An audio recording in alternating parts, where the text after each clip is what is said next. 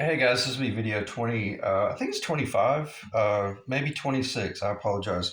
Whatever, look at the title and it'll tell you. So, nonetheless, there's a bunch of videos. The last video worked out so well that I didn't see any need of showing how to glue the neck in. I'm not going to spend any time talking about my reasoning other than if you want to know how to glue a neck into a set neck, do a set neck into an archtop body jazz guitar, go to my video where I restored the 1980s Les Paul Custom. I spent about 3 to 4, if not 5 videos there where I talked about prepping the neck, moving, from this state right here to this state right here as as fluid as possible and as easy as possible.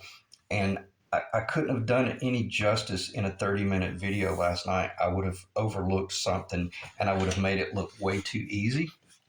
So if you really want to know how to do this, just go visit those videos. That's probably from about 3 months back, 2 or 3 months back. Gibson Les Paul custom restoration, probably around video 30 or between 25 to 35, somewhere in there, where I went into extreme detail. All right, and I'm going to talk about why I use epoxy rather than Titebond very briefly. I just did about a 20-minute video covering every bit of this. I got too long-winded and I killed the video and erased it. Uh, Primarily because I don't want to waste any time. Primarily because I want to get the job finished and get it to its rightful owner, but also because I don't want to waste any time. This is a medallion that just a little piece of plywood that is faux leather, little faux material. I build custom cases as well. Don't use anything. If you were going to use anything, just wood. Just maybe use poplar or soft cedar, but please don't. Just use something that has some sort of material on it. That way you won't crush an imprint into your body. Now, are you doing crushing pressure? Not with epoxy, but if you glue this in with Titebond, you're going to want to have a medallion right here. Like you're going to want to have a piece of plywood or material that's called a caul, C-A-U-L. You're going to want to have a caul that is whatever the area that you're clamping, and you're going to want to have a C-clamp back here and a C-clamp up here if you're doing it with Titebond. Now, I also used like a trailer strap and just, very, very ginger amount of tension where after I put the epoxy on all 6 sides, meaning when I say all 6 sides, I mean the sidewall there, the bottom, the sidewall there, even on the body of the guitar, all the way around. Wherever it's going to kiss from this neck to this body, there is epoxy. It is now one unit.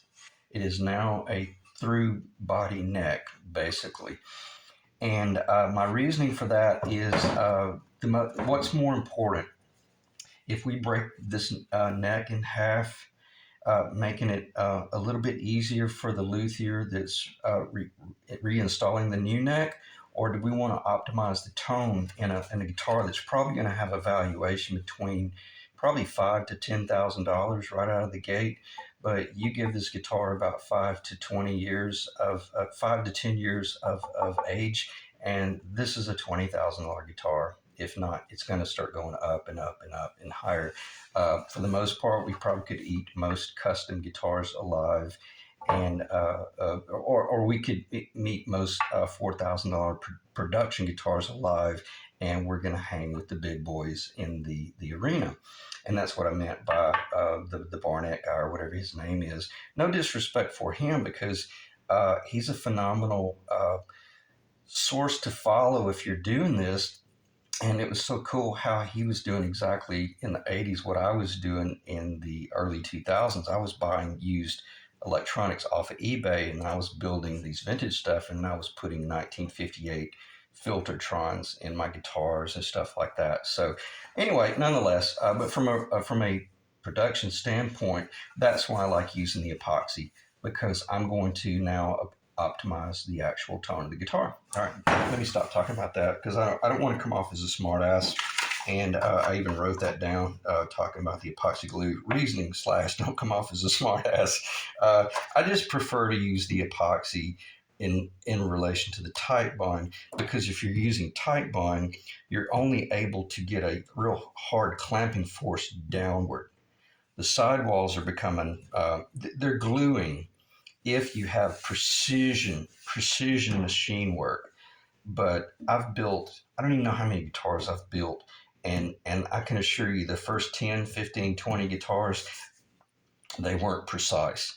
I was having to rely on shims and glue and clean up, and a little bit of sanding, a little bit of kissing, a little bit of cussing, or a lot of that, just to try to get to that point. Now I'm finally at a point to where when I machine something, positive and negative space, they go together. And I could have used tight bond and it would have been fine, but I still chose to use the epoxy. That's not even 24 hours dry. You give that three to 10 days dry time, and be unbelievable. All right, what else I need to talk about? Very quickly, in the 17-minute, let me check the time, make sure this thing's recording. All right, that's cool. We're at 6 minutes. All right, at the 17-minute mark in the last video, I had mentioned using this particular guitar that was on eBay as my muse. And I had mentioned it's like a $36,000 guitar, but I didn't say what it was. It is listed as a 1955 Gibson Les Paul Custom for $39,900, give or take, and some change. So basically, it's under $40,000. But whomever built that guitar, if it's a fake, they should be working in the Murphy lab for Gibson, because that thing's it's got to be real. If it's not the real McCoy, they did an unbelievable job. And I say that to say this: I'm pretty certain that that's where this client might have gotten some of his motivation and inspiration from. And he had sent me some pictures, and I'm pretty sure that was one of the pictures. So I say all that to say this: if you go to the second or third picture in that listing, you'll see how the guitar is pinned. The guitar is basically standing up like this, and I know that's probably not in the camera, but it's standing up like this. And man, you can see the beautiful pinch work that they did in that body. And whomever carved that guitar, even if only those first two pictures are authentic and the other pictures in the ad are fake, and there's a lot of that going on, but whomever carved that guitar in the first two pictures, they were probably the master carver at Gibson. And what's so beautiful is they did such it's a pretty defined pinch right here, but then it was a little bit softer out here, and it washed out into more of, not flat, it still recurves, but they knew that it wasn't important to have that whole Peter Green. I'm going to start calling it the Peter Green swimming pool. They knew it didn't need that. So that's what I meant by, after the guitar's built, I can come in and pinch here and really define that sweet little belly that doesn't flare out. It pretty much stays fairly straight. Okay. But nonetheless, this turned out extremely well. I'll do a flyby in case you haven't already seen it. I'll stop the flyby. I'll just do this.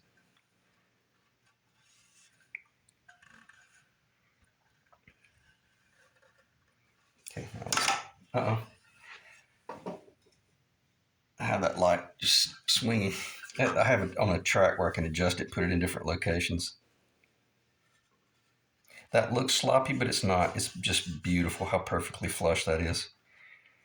Very nice transition. And if you look at that guitar in the eBay listing, that's the heel. And any of the 50s that I tripped up on, that was what I saw. That neck over there, man, it goes out about another quarter of an inch. It's way too much. I'm going to actually cut it down. And even if you look at the heel in Peter Green's, and the Phil Harris / Guitar Interactive Peter Green 1959 Les Paul on that YouTube ad, look at his heel and you'll see it's a big old fat chunky heel. And it's basically, it probably had more of a 58 profile neck on it, like the guitar that I have over on the table. But the cool thing about this, what I've done here, this allows you to, if you wanted to just run this guitar raw for the next 3 to 6 months, as long as you're not playing out or traveling with it. You don't have to paint this anytime soon. But if you start touring with it and leaving it in the bus, stuff like that, you better have some sort of finish on it. I built this guitar so that if you wanted to pull the trigger right there at the last minute and just go all clear, it's totally your call. But if you do that, it'll be kind of a nightmare changing from clear to black, because then all of the black will just be mil thickness building up in order to turn the clear black. The way it is now, you could come in with some pinstripe tape work, tape off. Probably, put this into perspective, spend about 4 to 6 hours taping off this guitar. Okay, that's overkill. It'd probably take me 2 to 3 hours to really tape this off, and it'd be just precision. Then take your trans tint, and I hope to God the camera's recording. This is so important, and I wasn't able to in the last couple of videos.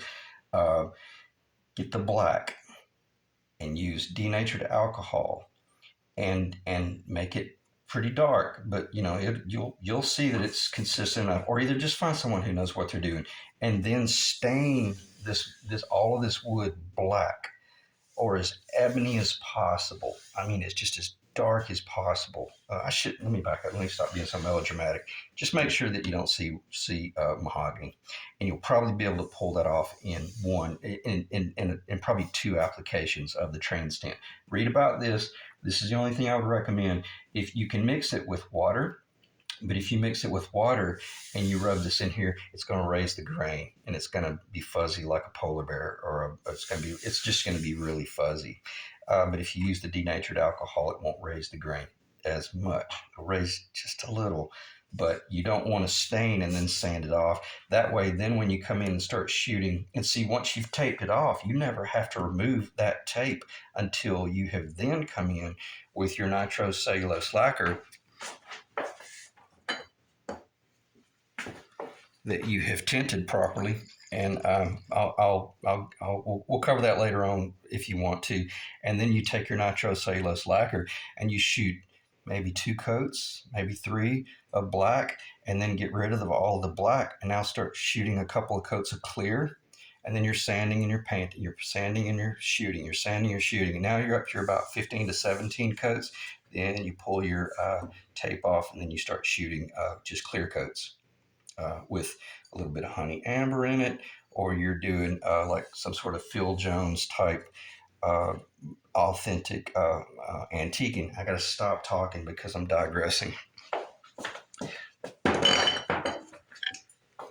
Where are we? Back up to 13 minutes. All right. Yes, I don't want to lose my cool in the video again, because if I do, I'll be so angry by the time I do the third one. All right, let's move forward. The next thing is, and I think what I'm going to do, I'm probably going to kill the video here in a few minutes. The next video is I'm going to go into extreme detail about preparing to route. Oh, I got it upside down. Preparing to route these locations right here. Okay.